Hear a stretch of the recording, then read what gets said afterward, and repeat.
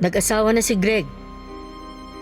Muling nagbalik sa isip ko ang sinabing yon ng tricycle driver na naghatid sa akin kanina mula sa bayan pauwi dito sa sitio Maupay. Ang balitang bahagyang dumurog ng puso ko. At heto na siya sa aking harapan, kasama ang kanyang napangasawa. Walang iba kundi ang aking kapatid na si Loretta. Masakit kanina.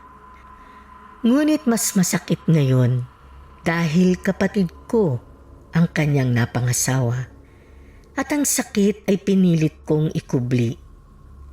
Kapirasong ngiti ang sapilitan kong iginuhit sa aking mga labi. Hindi ko maitatangging nabigla ako. Hindi ko inaasahan yon. Pagkabiglang niyayakap ng kalungkutan at panghihinayang. Pagsisisi na sana'y tinanggap ko na lamang ang pag-ibig na inaalay niya noon. At kung hindi ako umalis, ako sana ang nagdadala ng anak niya sa aking sinapupunan. Ako sana. Ilang taon ka ba doon, Lorinda? Malungkot niyang tanong. 2 araw yon bago ang aking pag-alis, 10 taon na ang nakakaraan. Kapwa kami nakahiga sa bundok ng dayaming kasalukuyang pinapatuyuan sa araw. Hawak niya ang isang malaking bayabas na halos hindi niya makagat. Tila wala sa sariling pinapaikot lamang niya yon sa kanyang palat. Baka 3 o 4? Hindi ako sigurado, Greg. Depende siguro kung makakaipon ako agad at magkaroon ng sapat na perang pampaayos sa bahay at pagsisimula ng negosyo. Bakit hindi ka na lang sa Maynila makipagsapalaran? Marami rin namang umaasenso sa syudad. Mas makakasiguro ako na makaipon agad para sa kinabukasan namin kung sa ibang bansa ako magtatrabaho. Hindi ka rin naman makakasigurong yayaman ka kung aalis ka ng bansa. Greg. Sasamahan kita sa Maynila. Greg, alam mo namang may sakit si Itay, di ba? Ayokong dumating ang oras na wala rin kaming sapat na pera para maipagamot siya. Sasamahan kita sa buhay, Lorinda.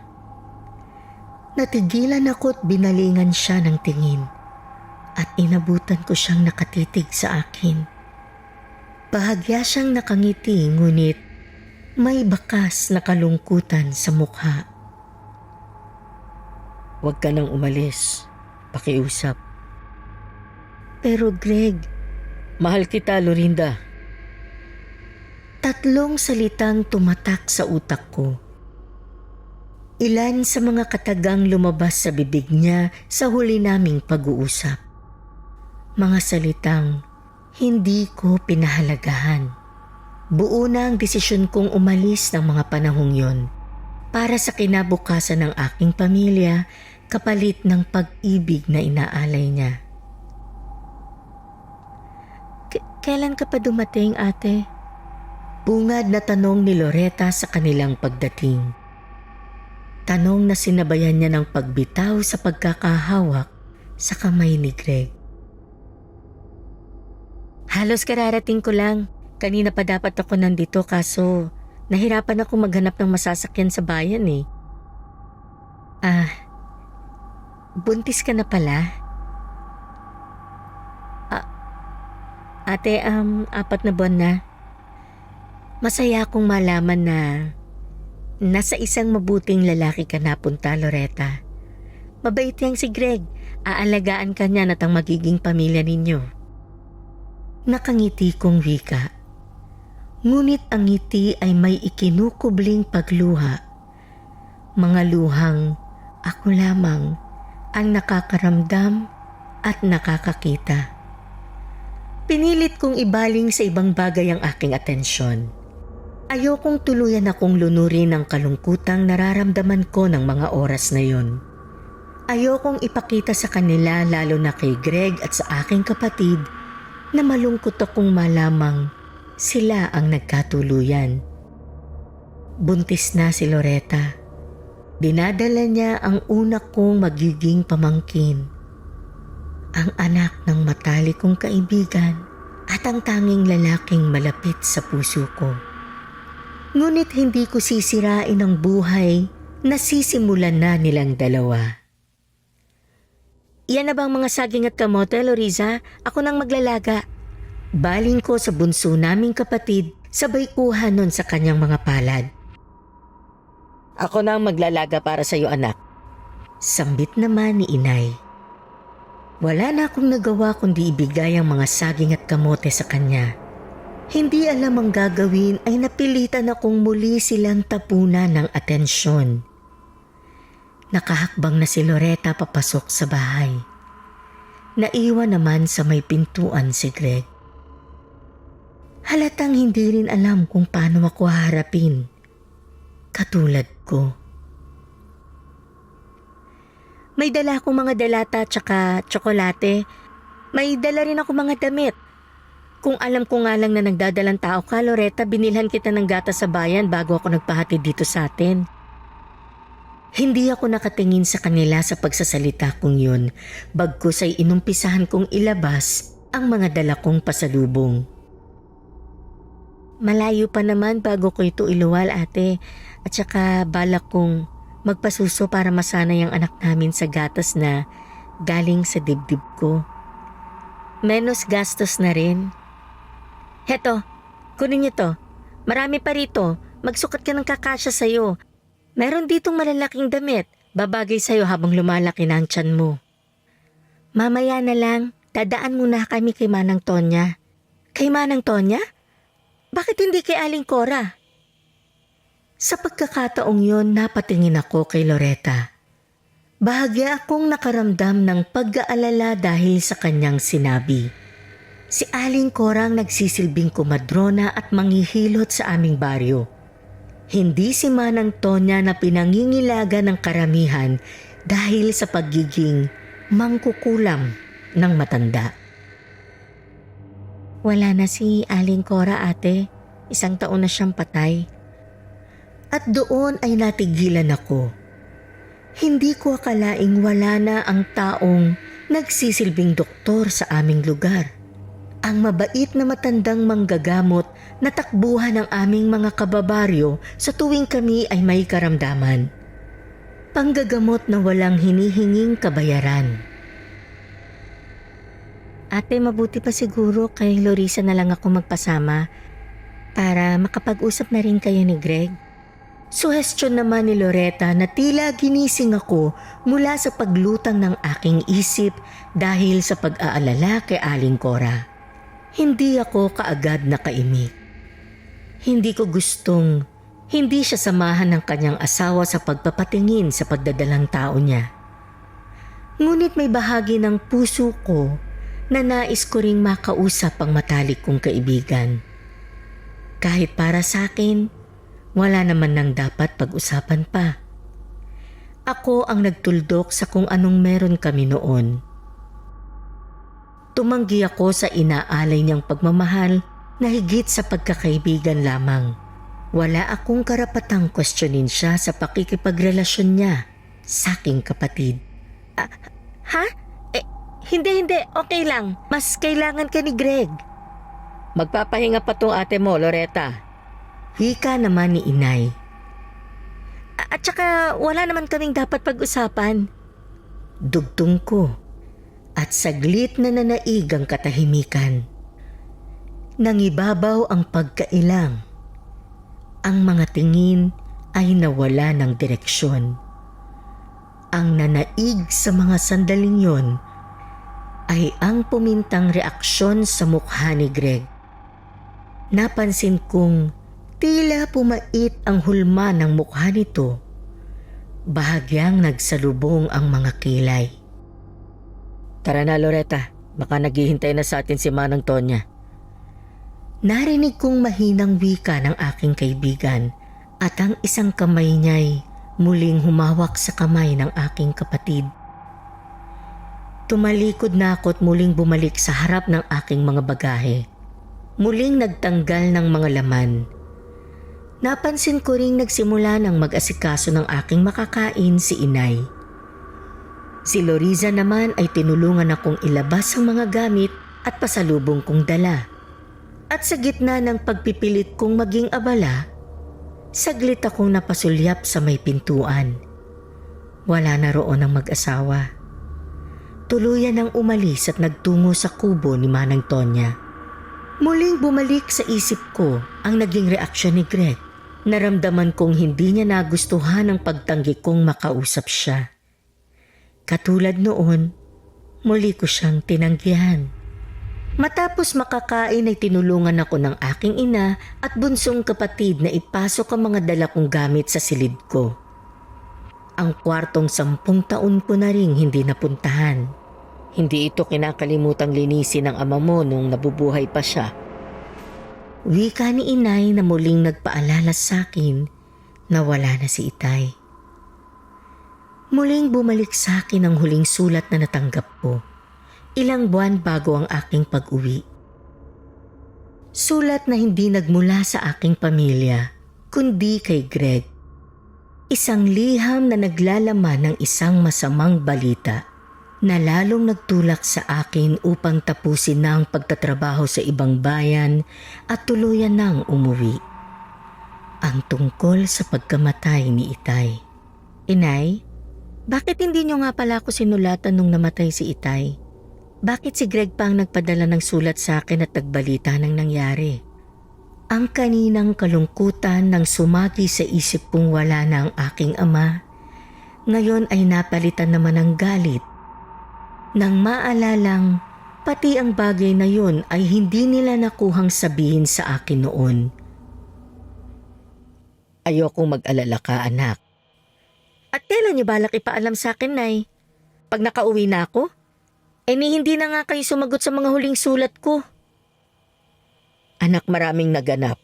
Hindi ko alam kung paano ko ipapaliwanag pero Karapatan kong malaman agad kung anong nangyayari sa inyo dito, Inay. Pumunta ako at nagtrabaho doon dahil sa pamilya natin. Tiniis kong mapalayo sa inyo dahil gusto kong maging maayos ang buhay nating lahat. At higit sa lahat, para maalalayan si Itay sa sakit niya. anak, magpahinga ka muna. Mag-uusap tayo ng maayos kapag may sapat ka ng lakas. Tugon niya na tila umiwas sa aming pag-uusap. Yun lamang at naglakad na siyang palabas sa aking silid. Naiwan doon si Loriza na nagpatuloy sa pagtulong sa akin sa pag-aayos ng mga gamit. Masama ang loob ko. Pakiramdam ko'y may hindi sinasabi sa akin sina inay. Higit 1 taon silang hindi sumasagot sa aking mga sulat. Ngunit malalaman kong maayos naman ang kanilang kalagayan. Walang dahilan upang hindi nila ako balitaan ng kung anuman ang nangyayari sa kanila. Inisip kong ang nababalitang pandemya sa aming lugar ang dahilan, ngunit nagawa ni Greg na sulatan ako ilang buwan bago ang aking pag-uwi. Kung nagawa ng aking kaibigan, walang dahilan para mahirapan ng sino man sa aking pamilya na ipagpatuloy ang aming komunikasyon. Doon ay natigilan ako. Sa isang bahagi ng isa sa aking mga bagahe, naroon ang isang malaking sisidlan na pinaglagyan ko ng lahat ng sulat na aking natanggap. Agad ko yung hinalungkat. Isang sulat ang pinilit kong hanapin. Ang nag-iisang sulat ni Greg. Nang makita ko yon ay agad kong binuklat at binasa. May bahagi ng sulat na hindi ko maalala. Hindi ko matandaan kung binasa ko yun ng buo o ang unang bahagi lamang. Nangibabaw na sa akin noon ang dalamhati nang mabasa sa unang bahagi ang tungkol sa pagkamatay ni Itay. Agad kong binalikan ang mga bahaging hindi ko maalala.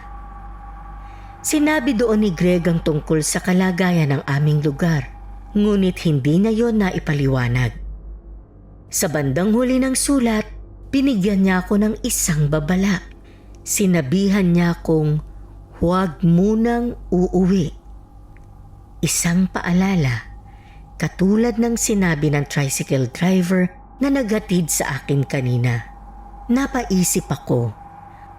Muling ibinalik ang sulat sa sisidlan. Ate, anong iniisip mo?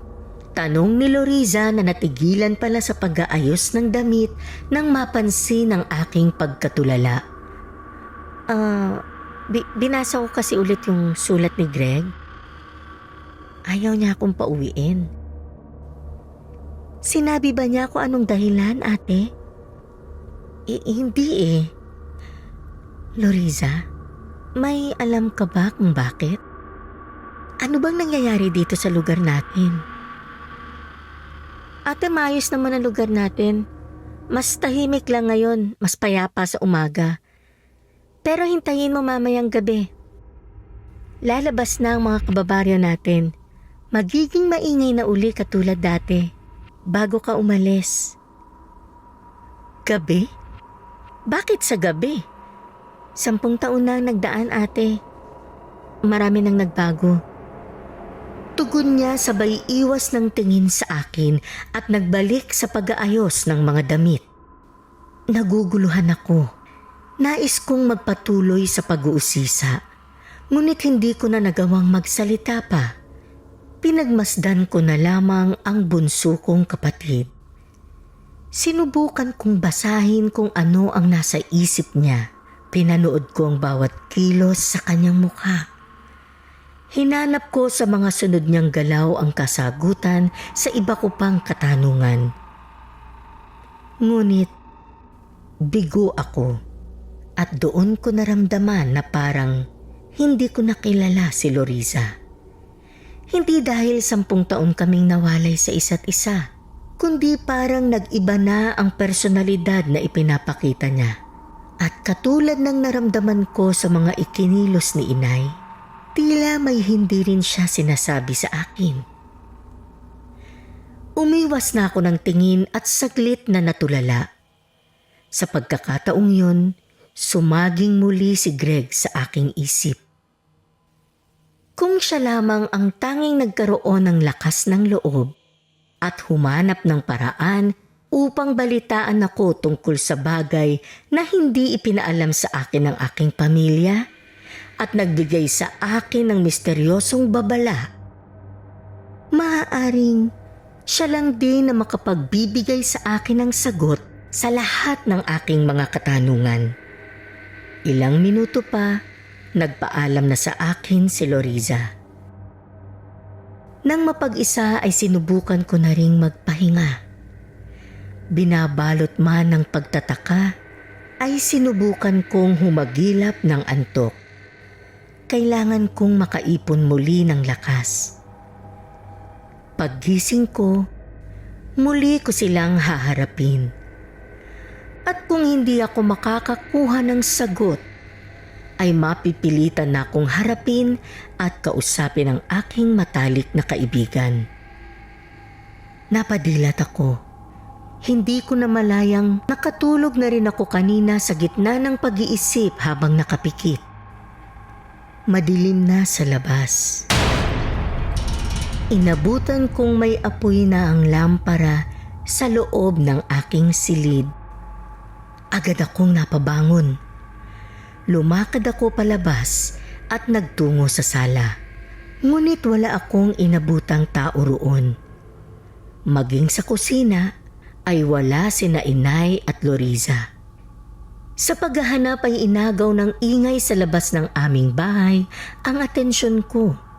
Agad akong naglakad palapit sa isa sa mga bintana na katabi ng pintuan palabas ng aming tahanan. Sumilip ako. Sa di kalayuan ay tila may pagtitipon. Maraming tao. Nangingibabaw ang liwanag mula sa apoy ng mga sulo. Dala na rin ang kuryosidad, ay naaakit ako ng kaganapan. Naalala kong sinabi ng aking bunsong kapatid, payapa sa umaga. Sa gabi ay gising ang aming mga kababaryo. Magiging maingay katulad noon. Ngunit hindi pa ako tuluyang nakakalabas ng bahay ay bigla akong pinigilan ng isang tinig. Si Loretta. Huwag kang tutungo doon, ate. Loretta? Gabi na. Bakit nasa labas ka pa? Baka mahamugan ka at makasama sa pamangkin ko. Dito ka lang sa bahay, ate. Huwag kang lalabas. Ha? Bakit? Isang bagay ang bigla niyang inabot sa akin. Isang susi. Teka, para saan to? Ate, nasa ilalim ng aparador sa kwarto mo ang metal na baul ni Itay. Buksan mo yon, ate. Sa'yo pala binigay ni Itay ang susi ng baul? Ate, huwag kang tatanggap ng kahit anong inumin o pagkaing ihahanda ni Inay o ni Lorisa o kahit na sinong taga rito sa 5 araw mula ngayon. Dugtong niya sabay lakad paalis na tila nagmamadalit umiiwas na may makakita. Teka lang! Teka, Loretta! Ngunit tuloy-tuloy lang ang kanyang paglalakad, ni hindi niya ako nakuhang lingunin. Nang mawala na siya sa abot ng aking tanaw, ay binalingan ko ng tingin ang susi. Nagtataka rin akong napaisip sa iniwan niyang babala.